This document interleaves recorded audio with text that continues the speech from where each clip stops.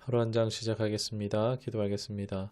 하나님 아버지 은혜 감사드립니다. 좋은 일기를 허락하시고 하나님 비록 세상이 혼란스럽고 우리 개개인의 일이 복잡한 일이 많지만 세상 알 수 없는 평안이 우리에게 있게 하심을 또 내 마음 쉴 수 있는 주님의 품이 있음에 감사합니다. 섬김을 받고자 하는 자가 아니라 먼저 섬기는 자가 되기를 원합니다. 받기만 하는 것보다 주는 게 더 행복한 것처럼 정말 주님께 받기보다 드리는 마음으로 주님을 섬기는 오늘 우리의 삶이 되도록 인도하여 주시옵소서. 이 묵상의 시간도 주님께 올려드립니다. 받아 주옵소서. 함께하여 주옵소서. 예수님의 이름으로 기도드리옵나이다. 아멘. 오늘 함께 하실 말씀은 요한계시록 19장 말씀입니다. 1절로 2절 말씀을 먼저 보도록 하겠습니다. 이일 후에 내가 들으니 하늘에 허다한 무리에 큰 음성 같은 것이 있어 이르되 할렐루야 구원과 영광과 능력이 우리 하나님께 있도다. 그의 심판은 참되고 의로운지라 음행으로 땅을 더럽게 한 큰 음녀를 심판하사 자기의 종들의 피를 그 음녀의 손에 갚으셨도다 하고. 아멘. 우리 할렐루야 할렐루야 할렐루야 할렐루야 할렐루야.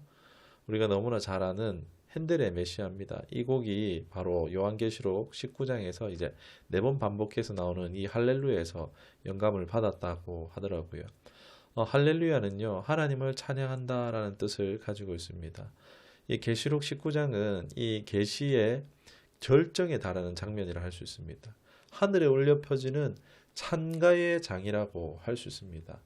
이 찬가는 크게 두 부분으로 나눌 수 있는데 하나는 바벨론의 멸망에 대한 찬가와 이제 어린 양의 혼인 잔치의 찬가라고 할 수 있습니다. 그리고 이제 찬가가 끝나고 나면은 예수님께서 등장하셔서 입에서 나오는 말씀의 검으로 모든 악하고 반역하는 세력을 멸하시는 이 계시를 19장에서 담고 있습니다. 이게 전체적인 맥락이고 오늘 방금 읽었던 1절과 2절은요. 첫 번째 할렐루야의 내용이라고 볼 수 있습니다. 하나님의 심판이 정당하다 이 주제를 가지고 있는데 이 부분은 앞서서 말씀드렸듯이 이 하나님의 종들의 피를 흘리고 땅을 더럽혔기 때문입니다. 오히려 하나님이 심판하지 않으시면은 이건 편파 판정이 되는 것이라고 말씀드렸었죠. 결코 이렇게 해서는 하나님이 의롭지 못한 것이 되기 때문에 오히려 심판하는 것이 의롭다라는 것입니다. 우리 3절에서 5절까지 말씀을 보도록 하겠습니다. 두 번째로 할렐루야 하니 그 연기가 세세토록 올라가더라. 또 24장로와 네 생물이 엎드려 보좌에 앉으신 하나님께 경배하여 이르되 아멘 할렐루야 하니 보좌의 음성이 나서 이르시되 하나님의 종들 곧 그를 경외하는 너희들아 작은 자나 큰 자나 다 우리 하나님께 찬송하라 하더라. 아멘. 두 번째 할렐루야의 내용은요. 이 바벨론 성이 불타 멸망한 것을 시각적으로 보여주고 있습니다. 이 악의 세력이 일시적으로 우리의 입장에서는 뭐 좀 길어 보이죠. 길게 계속해서 역사하고 있는 것 같지만 영원이라는 이 시간에 비하면 어떻습니까? 굉장히 일시적이고 한시적인 시간인 거죠. 이 세상에서 이런 큰 바벨론 음녀는요 권세를 누리고 살지만 영원토록 불에 타는 심판을 받게 된다라는 것을 말씀하고 있습니다. 그리고 이어서 4절의 말미에 보면은 숫자를 세고 있지는 않지만 세 번째로 이제 할렐루야가 등장합니다. 이제 세 번째로 할렐루야 하니까는 하나님의 종들을 향해서 큰 자나 작은 자나 함께 찬송하라고 말하고 있습니다. 종들이라면은 뭐 선지자들, 뭐 순교자들이라고 할 수가 있겠죠. 또 큰 자나 작은 자는 모든 성도를 말한다고 할 수 있겠습니다. 하나님께서 우리를 부르심은요, 구원하셔서 하나님의 크심과 전능과 또한 무한하신 사랑과 은혜와 자비를 맛보아 알며 이 모든 역사를 봄으로 알므로 찬양하도록 우리를 부르셨다라는 것을 우리 말씀을 통해서 말씀하고 있는 것입니다. 우리 성도의 근본적인 부르심의 이유는요, 바로 하나님을 영화롭게 하는 것, 찬양하는 것이라는 것을 기억하면서 우리의 삶에서 목소리든지 내 삶으로든지 하나님께 영광을 드러내는 우리가 되기를 주님의 이름으로 축원합니다. 6절로 10절까지 말씀을 보도록 하겠습니다. 또 내가 들으니 허다한 무리의 음성과도 같고 많은 물소리와도 같고 큰 우레소리와도 같은 소리로 이르되 할렐루야 주 우리 하나님 곧 전능하신 이가 통치하시도다. 우리가 즐거워하고 크게 기뻐하며 그에게 영광을 돌리세. 어린 양의 혼인 기약이 이르렀고 그의 아내가 자신을 준비하였으므로 그에게 빛나고 깨끗한 세마포 옷을 입도록 허락하셨으니 이 세마포 옷은 성도들의 옳은 행실이로다 하더라. 천사가 내게 말하기를 기록하라. 어린 양의 혼인잔치에 청함을 받은 자들은 복이 있도다 하고 또 내게 말하되 이것은 하나님의 참되신 말씀이라 하기로 내가 그 발 앞에 엎드려 경배하려 하니 그가 나에게 말하기를 나는 너와 및 예수의 증언을 받은 내 형제들과 같이 된 종이니 삼가 그리하지 말고 오직 하나님께 경배하라. 예수의 증언은 예수의 영이라 하더라. 아멘. 이제 네 번째 할렐루야가 이제 나오고 있습니다. 음녀 바벨론이 받은 심판과는 완전 대조적인 분위기입니다. 어린 양의 신부가 받을 구원, 즉 어린 양과 결혼식을 올리는 이 혼인잔치에 참여하게 될 것에 대한 참가라는 것입니다. 이 결혼식은 어떻습니까? 가장 기쁘고 즐거운 날 아니겠습니까? 잔치를 벌이는 날이죠. 성경은요, 역사가 끝이 나고 결혼식이 거행될 것을 말해줍니다. 신랑은 예수님, 신부는 교회입니다. 이미 우리는 사실 주님과 교회 관계가 부부인 것으로 생각하고 있지만 이것 우리가 좀 더 이스라엘의 결혼 풍습을 알고 나면요. 이 성경을 이해하기가 훨씬 수월하기 때문에 잠깐 다루도록 하겠습니다. 먼저 두 사람이 약혼식을 합니다. 그때 지참금을 내고요. 신랑이 지참금 냅니다. 그리고 이제 결혼식을 하기까지 대략 1년이라는 시간이 걸리는데 일단 이렇게 약혼을 했을 때 이미 두 사람 법적으로 부부입니다. 예, 1년 가량의 이제 시간 동안 뭘 하는가 그게 궁금할 텐데 신랑이 신부와 함께 살 집을 준비하는 기간이란 것입니다. 그러니까 주님이 내가 떠남을 근심하지 말라고 하잖아요. 요한복음 14장의 말씀을 그 말씀이 뭡니까? 주님이 하신 말씀이 바로 너희의 거처를 예비하러 간다. 근심하지 마. 거처를 예비하면 다시 너희를 영접하러 올게라고 하시지 않습니까? 이 말씀을 이 결혼의 풍습을 빗대어 보면 이해할 수 있는 거죠. 주님은 우리의 처소를 지금 준비하고 계신다는 것입니다. 그리고 결혼 풍습에서 그 준비가 다 끝나면요. 그 어느 날 언제라고 안 정해져 있습니다. 준비 다 되면요. 이제 한밤중에 신부를 데리러 갑니다. 이거를 아버지가 보고 신랑을 보내는 거예요. 그러니까 그때는요, 아들도 모르는 거예요. 아버지만 아시는 거예요. 그래서 주님께서는 나도 모른다. 아버지께서 하신다라고 했던 거죠. 이제 한밤중에 신부를 이제 데리러 갑니다. 신랑이 들러리들과 함께 이렇게 갈 때 막 뿔나파를 불면서 가는데 이때 신부와 함께 있는 신부의 들러리들은 횃불을 밝혀서 이 신랑을 맞이하게 되어집니다. 그러니까 성경 구절에 보면은 신랑을 기다리는데 막 등불 기름이 떨어져 가지고 좀 빌려달라는데 안 빌려주잖아요.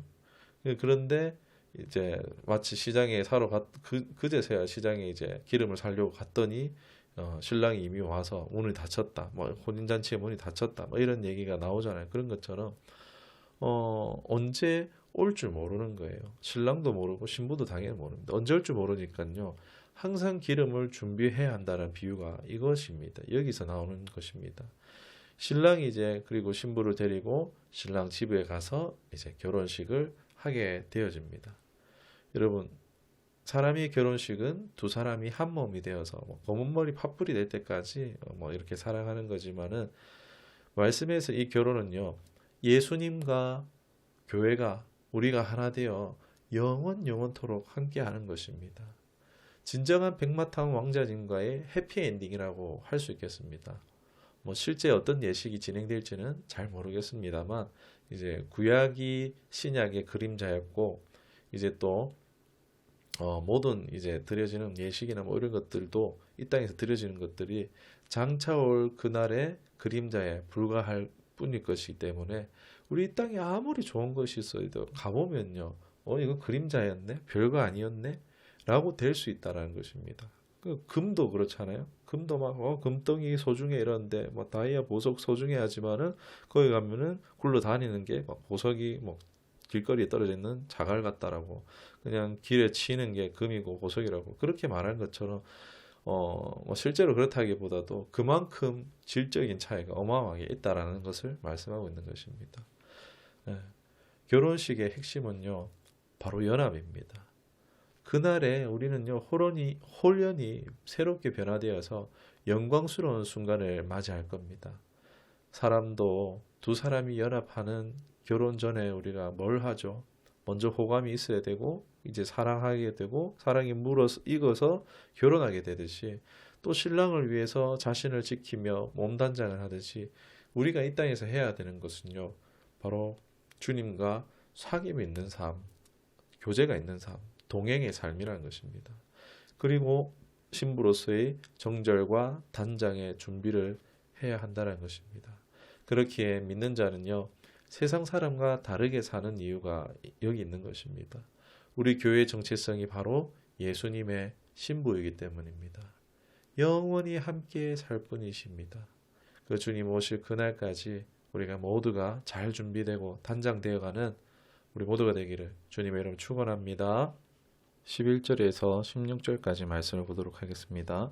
또 내가 하늘이 열린 것을 보니 보라 백마와 그것을 탄 자가 있으니 그 이름은 충신과 진실이라. 그가 공의로 심판하며 싸우더라. 그의 눈은 불꽃 같고 그 머리에는 많은 관들이 있고 또 이름 쓴 것 하나가 있으니 자기밖에 아는 자가 없고 또 그가 피 뿌린 옷을 입었는데 그 이름은 하나님의 말씀이라 칭하더라. 하늘에 있는 군대들이 휘고 깨끗한 세마포옷을 입고 백마를 타고 그들을 따르더라. 그의 입에서 예리한 검이 나오니 그것으로 만국을 치겠고 친히 그들의 철장으로 다스리며 또 친히 하나님 곧 전능하신 이의 맹렬한 진노의 포도주 틀을 밟겠고 그 옷과 그 다리에 이름을 쓴 것이 있으니 만왕의 왕이요 만주의 주라 하였더라. 아멘. 이제 또 다른 장면이 이어집니다. 이게 앞서랑 뒤서랑 이게 시간 배열이 그 순서대로 이런 게 아닙니다. 시간 배열이 중요한 것이 아닙니다. 이 중요하다 싶은 파트를 나눠서 보여주고 있는 이제 특별편이라고 보시면 됩니다. 이제 여기서는 백마탄 예수님이 등장합니다.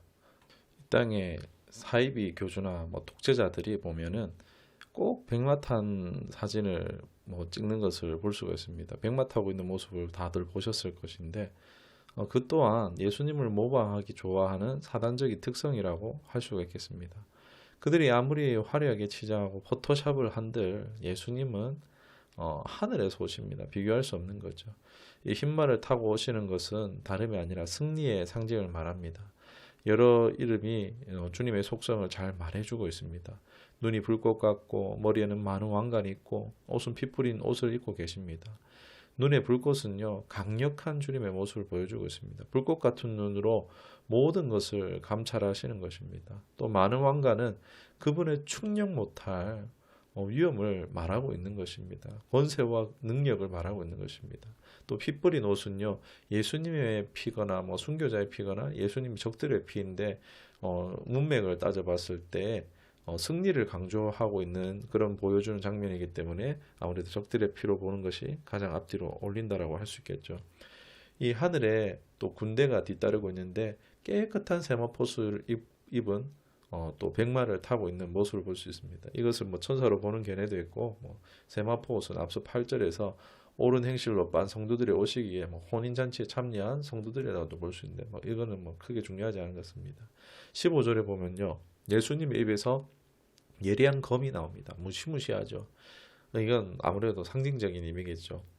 가장 예리한 칼은요, 다른 것이 아니라 하나님의 말씀입니다. 즉 이것이 뭘 말하냐면요, 예수님의 이 심판하시는 일을 말한다라고 볼 수 있습니다. 그리고 이제 철장으로 다스린다는 건 역시 예수님께서 세상을 심판하신다라는 내용인 것이고, 또 포도주 틀을 밟는 건 역시 앞서 포도를 추수하는 장면에서 이제 그 포도주 틀에 진노의 포도주 틀에 누가 던져집니까? 불신자들의 세력이 던져지죠. 그것을 이제 누가 밟으십니까? 예수님이 밟으신다는 거예요. 동일하게 예수님이 심판하신다는 것을요, 삼중으로 지금 말씀하고 있는 겁니다. 보면은 막 다리에 이름이 써 있다라고 하는데 왕이라고 막 말하고 있는 것을 볼 수 있는데 굉장히 엄격하고 강력한 심판을 말한다는 것입니다. 여러분, 누구도요, 예수님의 심판을 피해갈 자가 없습니다. 이 땅에서 호의호식하면서 악한 일을 많이 하는 사람, 지금 막 생각나는 사람 있죠. 그런데 이 심판을 피해갈 수 없는 겁니다. 그렇기에 우리는요, 이 땅에서 그날의 심판자 되시는 예수님, 그러나 이 땅에서 우리와 함께 하시는 친구 되시는 예수님의 그 말씀을 따르고 순종하는 것은요, 이 예수님의 기준을 따라 나중에 결국 심판될 거기 때문에 우리는 이 땅에서 끊임없이 예수님의 말씀, 주님의 뜻을 구하며 순종하며 사는 삶을 추구하며 가는 것입니다. 뭐 심판을 피하려고 그런 건 결코 아닙니다. 주님을 사랑함으로써 우리가 따라가는 것이지만 결국에는 이런 결국에라는 관점에서 봤을 때는 그렇다는 것입니다. 그리고 주님의 뜻을 따라서 우리가 순종하며 살아갔을 때 주님께서 착하고 충성된 자다라고 칭찬받을 것입니다. 그럼 우리 모두가 될 수 있기를 주님으로 축원합니다. 17절로 21절까지 말씀을 보도록 하겠습니다. 또 내가 보니 한 천사가 태양 안에 서서 공중에 나는 모든 새를 향하여 큰 음성으로 외쳐 이르되 와서 하나님의 큰 잔치에 모여 왕들의 살과 장군들의 살과 장사들의 살과 말들과 그것을 탄 자들의 살과 자유인들이나 종들이나 작은 자나 큰 자나 모든 자의 살을 먹으라 하였더라. 또 내가 보매 그 짐승과 땅의 임금들과 그들의 군대들이 모여 그 말탄 자와 그의 군대와 더불어 전쟁을 일으키다가 짐승이 잡히고 그 앞에 표적을 행하던 거짓 선지자도 함께 잡혔으니 이는 짐승의 표를 받고 그의 우상에게 경배하던 자들이 표적으로 미혹하던 자라. 이들이 산채로 유황 불못에 던져지고 그 나머지는 말탄 자의 입으로부터 나오는 검의 죽음에 모든 새가 그들의 살로 배불리더라. 아멘. 마지막으로 두 짐승의 멸망을 다루고 있습니다. 이 예수님의 백마 군대와 이제 땅에 쫓겨난 짐승의 군대가 붙었습니다. 여러분, 누가 이길 것 같습니까? 물어볼 것도 없지요. 그러니 천사가 이제 새들에게 죽은 시체들이 가득하다, 잔치하자라고 새들에게 잔치하라는 것입니다. 이 하나님을 반역한 적들의 이 비참한 최후를 보여주고 있는 것입니다. 사람에게 있어서 부끄러운 죽음이 무엇입니까? 매장되지 못하는 것입니다. 그 들에서 산에서 들에서 짐승들의 밥이 되는 것은요, 하나님의 형상인 인간이 너무나 비참하고 불명예스럽게 죽는 것이기 때문입니다. 그러나 하나님의 적들의 시체는 매장되지 못합니다. 새들의 먹이가 될 것입니다. 이 구원의 잔치에 이어서 새들의 잔치도 이어지는 것을 볼 수 있습니다. 얼마나 비참하고 끔찍합니까? 19절과 21절은 새로운 전투가 아닙니다. 다른 관점 또 본거지라 할 수 있는데 이 새로운 전투가 아닙니다. 이 짐승들의 패배에 대한 묘사로 보시면 될 것 같아요. 짐승도 거짓 선지자도 미혹하던 자도 표를 받은 자도 이제 다 불못에 던져지는 겁니다. 짐승은 세상의 정치 세력이라고 보면은 이해가 편하고 또 거짓 선지자는 세상의 종교 세력이라고 할 수 있겠습니다. 이런 반기독교적인 모든 세력이요 멸망당하게 될 것이란 것입니다. 과거에도 현재에도 미래에도 동일하게요 이런 세력들은요 여전히 이 땅에서 판을 칠 것입니다. 주님 오시는 날까지요. 그러나 주님 한 분 우리가 바라보면서 인내하면서 주님 오실 날에 오히려 집중해 잘 준비하느라 시간 가는 줄도 모르고 사는 우리 모두가 될 수 있기를 주님의 이름으로 축원합니다. 말씀을 생각하며 기도하겠습니다. 하나님 아버지, 하늘에 울려 퍼지는 창가가 이 땅에 살며 이 말씀을 듣는 우리의 안에도 울려 퍼지기를 원합니다. 박해중인 성도들에게 이 소식이 창가가 되어졌듯이 오늘 힘겨운 삶을 살아가는 우리에게도 복되고 희망찬 장래의 소망, 현재의 기쁨이 되게 하여 주시옵소서. 하나님의 말씀이 정말 참으로 믿어지기를 원합니다. 성령님 도와주시옵소서. 주님이 아니면 안 됩니다. 주님만이 유일한 답입니다. 더 주님을 알게 하시고 주님을 찬양하며 장차 들어갈 주님의 나라가 정말 기대되는 믿음이 실제가 되는 은혜가 있게 하여 주시옵소서. 그것이 삶의 현재에 분명히 나타내 보이게 하여 주시옵소서. 인도하여 주시옵소서. 예수님의 이름으로 기도드리옵나이다. 아멘.